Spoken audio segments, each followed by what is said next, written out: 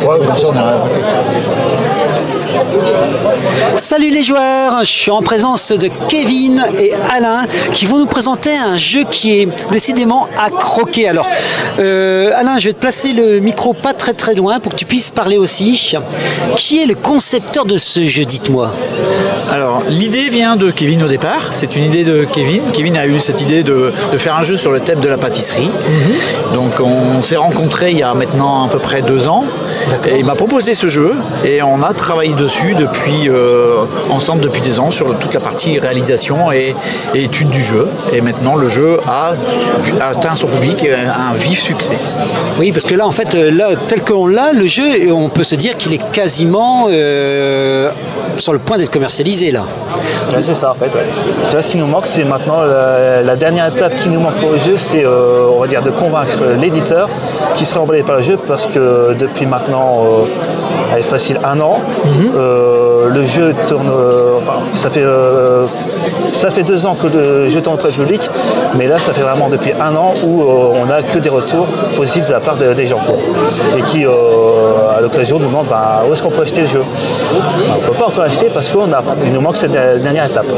Donc là on tourne sur les festivals et tout pour faire découvrir le jeu et créer notre public. Voilà. Très bien, justement découvrir le jeu, peux-tu simplement nous pitcher un tout petit peu, nous dire quel est le but du jeu?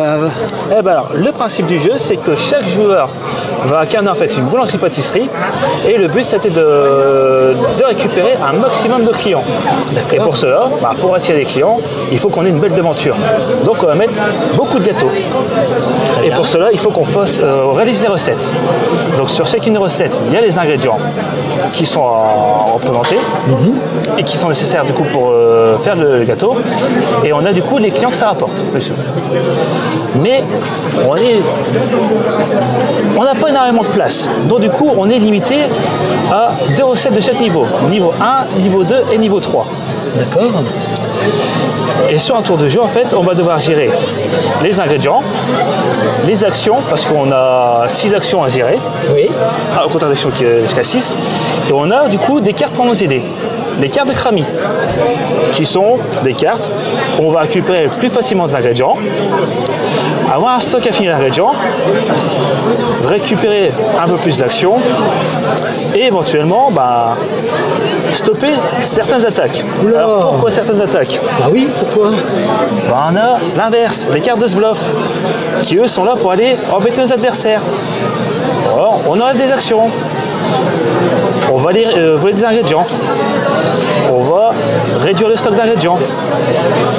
Ou on va aller carrément même voler des gâteaux. Oula, terrifiant. Alors le principe du jeu, donc, comme tu l'as compris, c'est de réaliser des desserts qui sont là présentés devant. À partir de cartes qui nous permettent d'obtenir des ressources, aller chercher des ressources qui se sont présentées devant nous. Et ces ressources, on va, lors du tour du joueur, l'adversaire va pouvoir contrer le joueur qui joue en ce moment en lui lançant des attaques, ce qu'on appelle des cartes bluff. Et du coup, ça rend une dynamique dans le jeu et on ne saura qu'à la fin qui a gagné. D'accord. Donc un jeu d'affrontement en quelque sorte. Il y a de l'affrontement. Il y a de l'interaction entre les joueurs. Et c'est donc du coup pour quel niveau de joueur? Familial, expert? On vise vraiment sur le public familial. Parce que on est sur le public familial déjà par rapport à la thématique.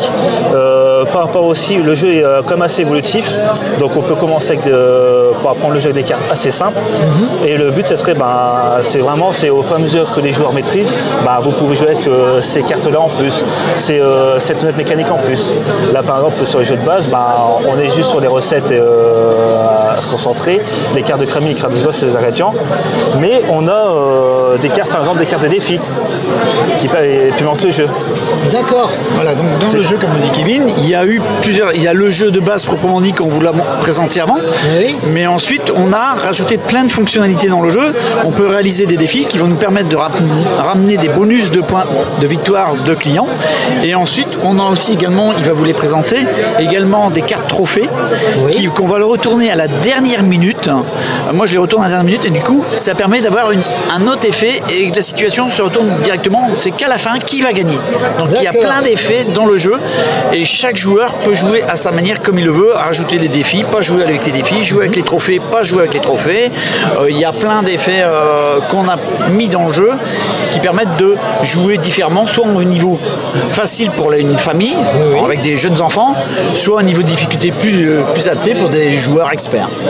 D'accord, donc c'est pour ça que nous avons des parties qui durent entre 30 minutes et 45 minutes d'après ce que je vois, c'est ça? On va dire que c'est la moyenne de la partie, 30 à 45 minutes. Après, du coup, ça peut durer un peu plus longtemps.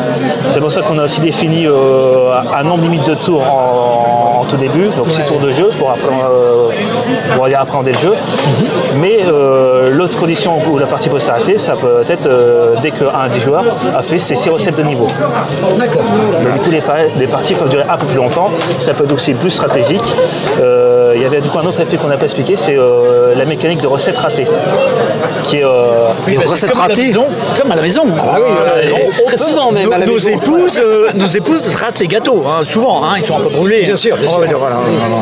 Donc on a instauré une notion de dessert raté. D'accord.